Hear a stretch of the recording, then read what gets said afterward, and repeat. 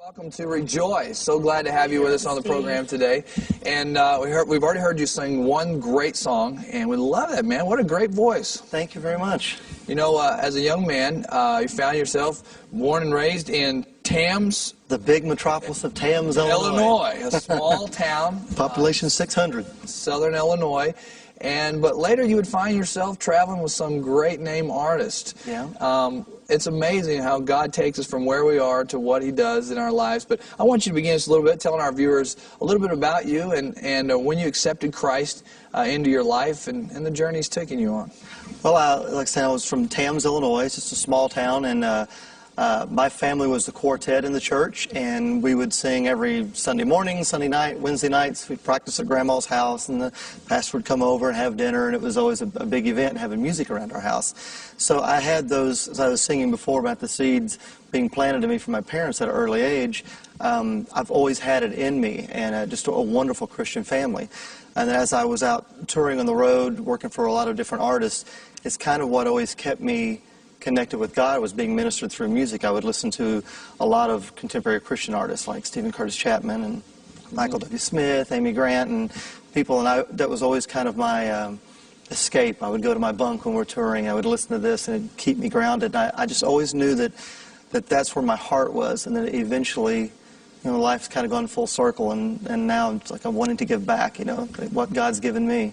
Steve, how did you find yourself from Tams to playing with some of the great country artists? Well, I moved to Florida when I was 20 years old, and when I was 25, Lee Greenwood was playing at a state fair in Tampa, Florida, and I met Lee, and he was looking for a keyboard player, singer, and so I went on the road with Lee for 6 years, and then I went from Lee to Faith Hill for 10 years, and you know, currently I've been playing with Richard Marks and John Michael Montgomery. It's just kind of a word-of-mouth thing, you know. You just kind of go from one band to the other. But well, I believe God orders our steps, and yeah. I believe that He you know, takes us on a journey in our life to prepare us for what we're going to do in our future.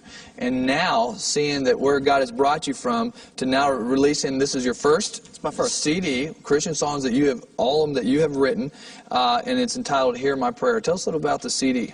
Well, the title of the song, the CD, "Hear My Prayer," was kind of over a 2-year period. I was just kind of down one night at my house, and I hadn't really gotten down on my knees and really heartfelt, really prayed that I'm just lost, you know, with the road life and everything else that was going on. That I was just talking to Him like He was my friend, you know, just, you know, I need a friend, and I wasn't really thinking about writing the song.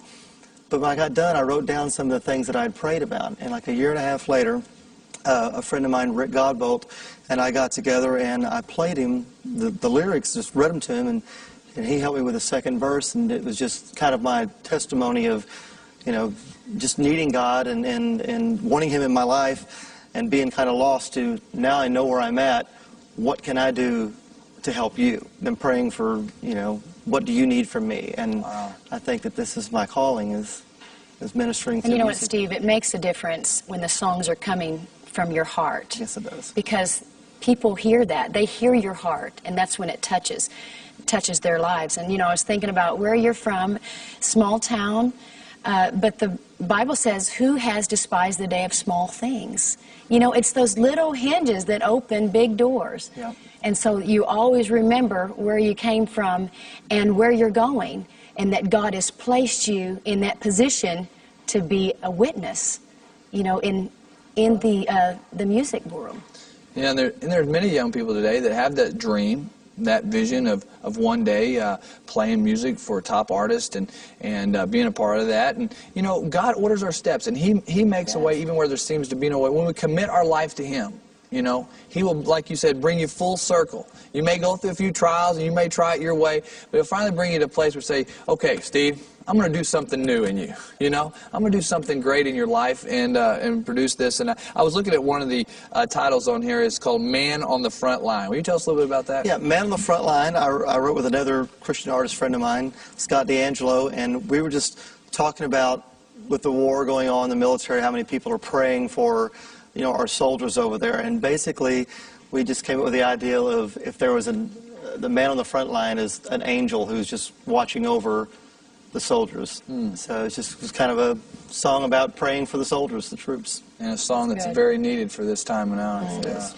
You know, and Debbie, you've wrote a lot of songs as well, and so you're familiar with what he's talking about, how that comes from your heart, that you're inspired. Yep. Just talk about that inspiration that comes from your heart as a songwriter.